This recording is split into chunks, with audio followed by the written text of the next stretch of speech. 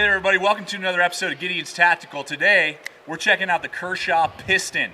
We're going to do a review on this baby today, see if it's worth a purchase for you, this US made Kershaw. So let's get out there, do some field testing both in the wilderness as well as EDC around the home. All right, let's talk about the blade on the piston here. You got a 3.45, so just under 3.5 inch blade, which is just really well designed. I love that kind of modified drop point there, just superb for slicing. You have a saber or flat grind, which is also a plus. It's not a hollow grind, with kind of an unsharpened swedge up here a little bit, which is a plus and a minus. You know, it's mostly just for aesthetic purposes, but maybe some of you, if you're using an Edge Pro Apex or something, will have a little bit of a difficult time. But that is a saber or flat grind, which is awesome, and it is razor hair popping sharp, made out of Sandvik 14C28N steel, which is a great steel that more of Kershaw's high-end knives have. And what I've found is it basically is like another form of VG10. It holds an edge like VG10, it's rust resistant like VG10, and I really enjoy using that type of Sandvik that Kershaw puts on their blades. So let's go ahead, do some cutting with it, and you can see how this 3.4 inch blade can perform. Oh yeah, you can see how well on wood this piston can carve. Again, that handle is going to feel just amazing in your hand. Oh yeah, just look at that. That flat saber grind, I mean, it's just got a great blade geometry. It's going to hold that edge for a good period of time. So wood processing, if you're carving around a campsite, maybe you're rocking zero tolerance fixed blade, or maybe the new Kershaw Camp 10 knife, big fixed blade, and then you want your little pocket knife to do all your whittling, carving around a campsite. This piston is gonna just do an amazing, amazing job for you. You definitely wanna have this out in the wilderness if you're looking for a folder. And if you're out back, we got some heavy duty 3/8 of an inch cord here, or around the campsite, whatever. It's gonna slice right through this heavy duty nylon rope. You can see that is awesome. Be able to just slice right through this nylon rope, no problem, with that saber grind again, and just razor sharp. It's holding an edge great through all the different wood carving, nylon rope cutting, cardboard cutting, everything wood. I mean, this thing is just slicing right through. That piston is gonna slice through stuff. I mean, it's a slicer and a dicer for sure.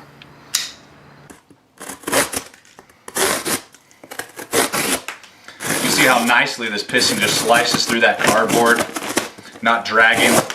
Yeah, I mean, it is just going through that stuff easy, no problem whatsoever. That flat grind, saber grind, is going to do awesome at cutting through cardboard. Nice tape right there, trying to go through some tape. Really good slicer through cardboard. All right, so let's look at the pocket clip here on the piston. You can see it's that really nice, strong pocket clip. Rides pretty low, doesn't have a really big flare, which is nice, so it's not gonna catch on things. Nice and strong, tough. And it is tip up, tip down, left or right. So this is totally ambidextrous, because you can see there with the thumb studs as well, nice and far away, the finger flipper. So if you are a lefty, this is gonna have tip up, tip down for you. If you're a righty, tip up, tip down, which is awesome. It's gonna ride really low in your pocket, which is really nice, and it's just strong. With the G10 being just aggressive enough, it will not destroy your pocket like, say, a lot of other knives on the market. And that pocket clip just works really, really well, and rides just really nice in your pocket. So here's the ride on the pocket clip on this piston. You can see here, real nice, really unobtrusive, not going to see it. Rides down to just below frame right there, and really nice and slim. Pull it out, whip it open, use it, close it, put it back into place, you're good to go. So that's an awesome pocket clip, holds it well. It's not going to fall out of your pocket really easily, but the G10 is not going to tear up your pocket like maybe some other knives on the market. All right, let's check out the options for deployment and the speed safe open assist that the piston offers you. You can see here, which is so awesome, that the thumb studs are really nice far away from the handle on both sides, so they're very easy to grab, and they're the exact same thumb studs as the Kershaw Blur. So if you have the Kershaw Blur, this one happens to be the S30V model, you can see that those thumb studs are exactly the same on the piston, and I think these are some of the best thumb studs on the market. They are just so well designed, you're very easy to grab them, purchase them, and then whip your blade open without even barely moving the blade. You can see here how soon, just getting past the handle, and boom, it whips open. So the speed safe is nice and quick if you're using the thumb studs. If you're a righty or if you're a lefty, boom, easy. And then also on top of that, for those of you out there who don't really like thumb studs and you like finger flippers, they give you a really nice, large, pronounced finger flipper that's very easy. It's going to whip open, no problem, just very, very quickly. And I mean, just speed safe is what they call it, and it is speed. I mean, you just got, you know, speed when you're whipping it open, which is really nice, regardless if you are using the finger flipper or if you are using the thumb studs. This thing is going to whip open with authority every single time, and is just a really big plus. And then we'll look at the lockup as well. You kind of get this hidden liner lock in there. You can see that it goes down to right about here because this doesn't have any liners inside the G10, which is really nice. Hits 50% of the blade right there. Very, very nice how solid that lockup is. There is no play left, right, up, and down. Really nice, but it's easy enough to grab, move it out of the way, and close it. And then whip it back out. So the lockup as well as the deployment on the piston is superb in my opinion. Some of the best on the market, particularly in this 3.5-inch open assist size. I mean, this thing is superb. And if you're looking for a tactical knife, if you're looking at possibly, because they are very similar both in size and operation, all that stuff. If you're looking at, say, the Blur versus the piston's actually going to be a better tactical knife for you for stabbing, because there really isn't any guard down here with the Blur, and you could slide up and really hurt yourself really quick if you're using this kind of as a self-defense tactical knife. Whereas with the piston, you're going to get really nice lockup because it gives you that finger guard right there basically, and you are really locked in and really in control if you were doing some thrusting, stabbing. So I would say the piston over the Kershaw Blur is a better self-defense slash tactical blade with its lockup, open assist, and finger guard down there. Awesome, awesome combination. All right, so let's talk a little bit here about the handle on the Kershaw piston. This is an amazing G10 handle.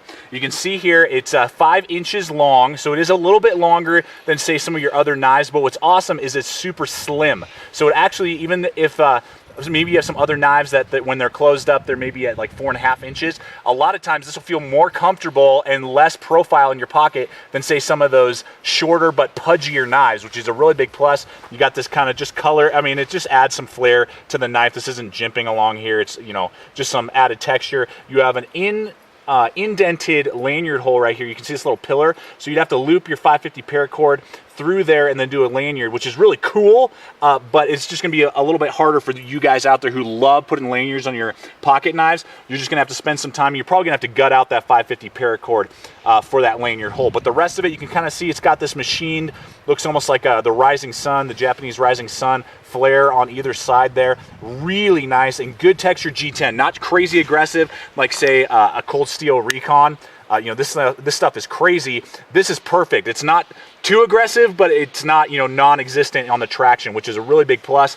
And then the blade is open. You can see there I got large size gloves, and I got plenty of room to spare. Huge amount to spare there on the end. Got this huge guard right down here, kind of finger choil that the finger flipper kind of acts as, and you can definitely, you are totally locked in on this blade. You could definitely use it in a fighting, you know, self-defense type of role if you needed to, regardless if it was, you know, in their stabbing, reverse, whatever. And it just is, I mean, it just feels awesome. Amazing in your hand, warm to the touch. You love holding the piston in your hand.